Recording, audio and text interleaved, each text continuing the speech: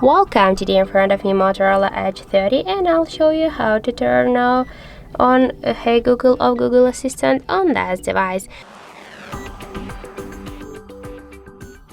So let's just first launch the Google application, and after that tap on the right upper corner, then click to the settings section and tap to the voice. After that click to the voice match, and to turn on Hey Google feature, click on the ones on the switcher, then tap here to next, read the description, click yes I agree, tap to continue, and now we should just here add the voice model, so click here retain voice model and say okay Google, what the weather tomorrow?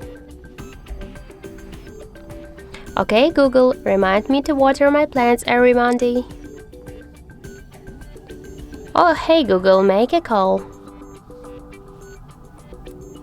Hey Google, make a call.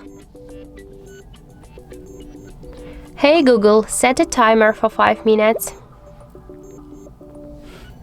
After that, just tap here to finish. And now just go back. We can see that the Hey Google feature is activated, and when we say Hey Google or OK Google, we can see that this option is turned on successfully.